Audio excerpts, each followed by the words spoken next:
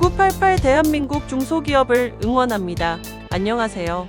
중소기업 연구소에 오신 여러분을 환영합니다. 오늘의 주제를 소개해 드리겠습니다. 중대재해처벌법 시간이 얼마 없습니다. 50인 미만 사업장 적용 24년 1월 27일부터 과연 어떤 내용일까요? 정우일 소장님을 모셔서 자세한 내용을 알아보도록 하겠습니다. 9988 대한민국 중소기업을 응원합니다. 안녕하세요. 웰스기업연구소 정우일 소장입니다. 자, 우리 벌써 2023년도 다 갔습니다. 그런데 이제 2023년이 지나고 2024년이 오게 되면 이제 변하는 게 한 가지가 있습니다. 이미 50인 이상 사업장이어서 이미 중대재해처벌법 적용을 받고 계신 기업의 대표님들 계시겠지만 50인 미만 사업장 대표님들은 내년 1월 27일부터는 중대재해처벌법의 적용을 받게 된다. 상당히 스트레스가 이만저만이 아니실 수 있습니다. 자, 이 현안에 대해서 한번 오늘은 짚어보도록 하겠습니다. 잠시 후에 시작하겠습니다.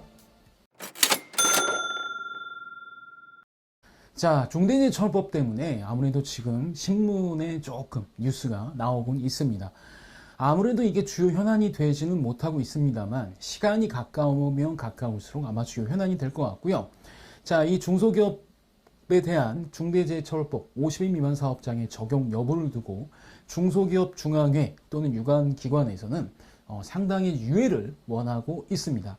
자, 중소기업 중앙회 김기문 회장 같은 경우는 50인 미만 중대재해법 시행 때는 이제 범법자가 양산될 것이다. 그 다음에 50인 미만 중대재해처벌법 유예율을 5만 4천 명 정도가 서명에 참여하고 있고 정부나 경영계 이런 데서는 좀 이 중소기업 좀 2년 유예 기간 이제 현재 이제 더 투자 이런 말들을 좀 하고 있고 정부에서는 이제 이제서야 중대재해처벌법 이제 전면 시행에 따른 이제 어떻게 하면 대책을 갈 것인가 이것들을 이제 논의하기 시작하고 있다고 합니다. 자, 그리고 나서 얼마 전에 들리는 이제 얘기에 따르면 여야가 이 중대재해처벌법 관련한 중소기업 적용을 2년을 유예하자라는 논의가 현재 일고 있다. 그리고 고용노동부도 현재 이제 중소기업에 대한 지원책을 이제 내놓을 것이며 중소기업 중앙회도 2년 후 무조건 시행하는 걸로 하자. 근데 지금은 너무 준비가 안 돼 있으니까 하자. 라고 하고 있습니다. 그래서 정치권에서도 지금 야당에서 좀 아무래도 좀 본인들이 만들었던 거잖아요. 사실은 이제 문재인 정부 출범하고 나서 이제 만들었던 건데 사실 그때도 좀 진통이 있었습니다. 정의당 쪽에 요구를 좀 많이 받아들여서 이 법이 나오게 됐는데 당시에 50인 미만 사업장은 유예를 둔 거 가지고서 상당히 그때도 말이 많았었거든요. 그러다 보니 좀 민주당 같은 경우도 솔직히 유예를 하는 거에 대해서는 조금 생각의 여지가 많을 수도 있다라고 볼 수 있습니다. 그래서 민주당 같은 경우도 조건부로 연장을 하자라는 데 이제 좀 의견이 간 것 같고요. 그래서 여러 가지 조건들을 내놓고는 있습니다. 근데 이에 따라서 양대 노총, 한국노총하고 민주노총이 반발을 하고 있고, 그 다음에 지금 정치 상황이 과연 얘가 합의가 될 상황이냐, 그 다음에 얘가 어쩌면은 좀 뭐라 그럴까요? 이게 지금 표 계산을 하지들 않겠습니까? 그러면 이게 어디가 유리할까 이런 걸 보고 있을 텐데 전 좀 미지수라고 볼 수가 있습니다. 그래도 좀 2년 유예가 돼서 시간을 더 버는 거는 좋을 수는 있겠으나 언젠가는 도입이 돼야 된다는 거에서는 서로 이견은 없어요. 그러니까 지금 당장은 어렵다. 근데 조금 2년 동안 충분히 준비하자. 그러니까 2년 동안 충분히 준비한다는 게 전 이런 것 같습니다. 2년의 시간을 두고서 로드맵을 짜서 중소기업도 당황하지 않게끔. 왜냐하면 중대재해처벌법 생기고 나서 상당히 당황스러운 일들이 있었고 아직도 여러 가지 쟁점들이 있고 이러다 보니 이게 좀 로드맵을 세워서 진행하자 이런 의견들인 것 같은데 글쎄요. 잘 됐으면 좋겠습니다만 이게 국회에서 법을 변경해야 되는 상황이기 때문에 솔직히 조금 그렇습니다. 그러면 오늘 여기서 전 이 얘기를 하고 싶어요. 중소기업 중앙회 김기문 회장이 했던 말, 50인 미만 중대재해처벌법이 이제 시행이 됐을 경우에는 왜 범법자가 양산이 되는지 이걸 한번 팩트를 가지고 한번 체크해 보도록 하겠습니다. 자, 자료는 2023년 9월 말 산업재 현황입니다. 고용노동부 홈페이지에서 제가 이제 자료를 따왔습니다. 이걸 보시게 되면 실제로 분기별로 봤을 때 재해자와 그다음에 사망 사고가 있었던 이 두 가지를 비교해 놓고 보면 이걸 고용 인원별로 한번 나눠봤어요. 사업장 인원별로. 자, 5인 미만 사업장하고 50인 미만 사업장이 전체 그 이상의 고용인을 갖고 있는 이 사업장들보다 재해 사고라든가 사망 사고가 압도적으로 많다라는 걸 알 수가 있습니다. 거의 전체 재해자 중에 거의 절반 이상이, 거의 대다수가 50인 미만 사업장에 몰려 있다고 볼 수 있는데요. 아무래도 이런 통계들 때문에 특히 중대재해처벌법이라고 하는 건 주택의 사망 사고가 아무래도 좀 크지 않겠습니까? 그럼 사망 사고만으로 본다 하더라도 전체 다 합친 금액보다도 그 명수보다도 훨씬 더 많다. 이러니 범법자가 양상될 것이다. 이렇게 얘기를 하는 거죠. 그러면 이제 또 저는 여기서 이런 의문을 줄 수밖에 없어요. 중대재해처벌법의 정확한 법 적용의 어떤 의미는 실제로 50인 미만 사업장이 돼야만 그 현장에서 일하는 어떤 그 근로자들의 사고 자체를 좀 예방할 수 있지 않을까?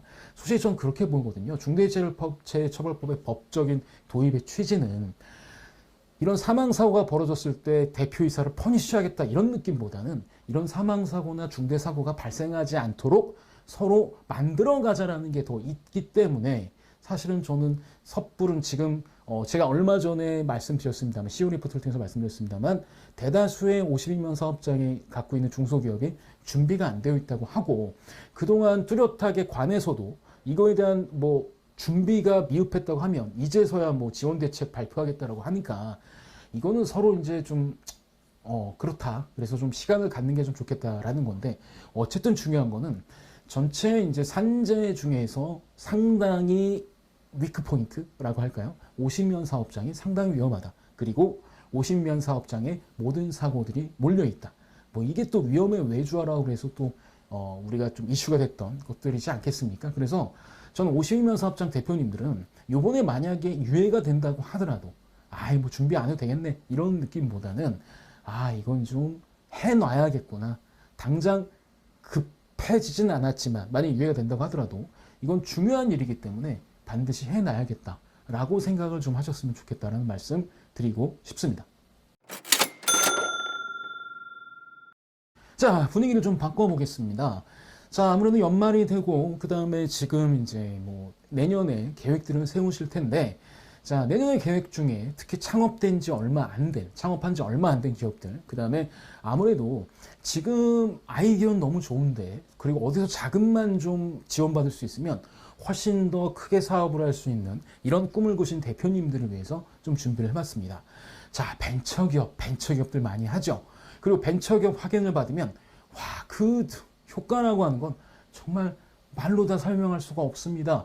뭐 금융지원부터 세제지원, 그 다음에 시장 판로 개척까지, 그 다음에 심지어 고용도 엄청나게 지원을 받을 수 있는 사업들이 많이 있습니다. 그래서 많은 분들이 이제 벤처기업을 어떻게 확인을 받느냐 이런 것들이 궁금해 하시는데요. 불행한 소식 한 가지만 말씀드리겠습니다. 최근에는 제가 이런 얘기를 잘 하지 않았는데 2, 3년 전에 찍었던 저희 CEO 리포트를 검색해 보시면 벤처기업 확인의 이 조건들이 바뀌었다라고 좀 제가 말씀드린 적이 있어요. 그래서 이 바뀐 내용을 제가 다시 한번 알려드리도록 하겠습니다. 벤처기업으로 확인을 받을 수 있는 방법은 총 4가지 방법이 있습니다.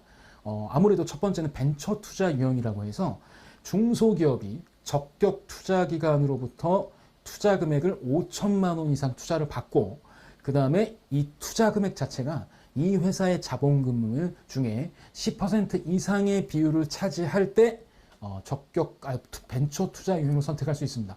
근데 아무래도 이거는 처음 출발할 때라든가 여러 좀 이런 부분이 있어서 현재 기업을 영위하시는 분들에게는 좀 라고 생각할 수 있습니다.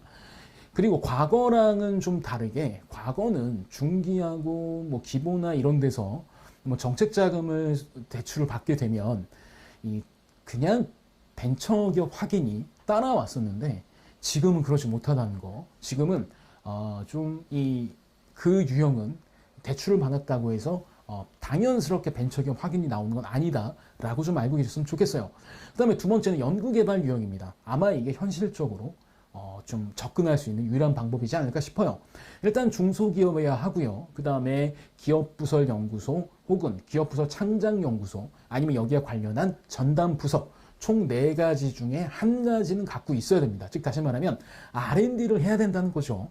그러면서 이 R&D에 투자하는 그 비용, 연구개발비가 연간 이제 5천만 원 이상이 돼야 되며 그 다음에 이 연간 5천만 원이라고 하는 게 이 총 매출액 중에서 차지하는 비율이 이제 5% 이상 돼야 된다고 이제 조건을 해놨습니다. 즉 연구개발 유형으로 가장 중요한 포인트는 중소기업이면서 연구개발을 할 수 있는 실체가 있어야 되며 여기에 투자하는 비용이 일정 금액 이상이어야 돼야 된다는 건데요. 아무래도 창업기업 같은 경우에는 좀 3년 미만의 기업은 이 비율로 이렇게 보는 것들은 뭐 보지 않습니다. 그 다음에 이 사업이 괜찮은 사업이어야겠죠. 이런 요건을 충족할 때 이제 된다. 그러면 적어도 벤처기업 확인을 받으려면 저는 연간이라고 표현했습니다만 사실 직전 4분기거든요.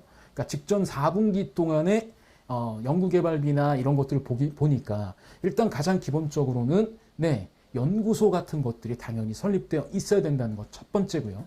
자, 두 번째는 일단 그 기술 자체가 평가가 좋아야겠죠.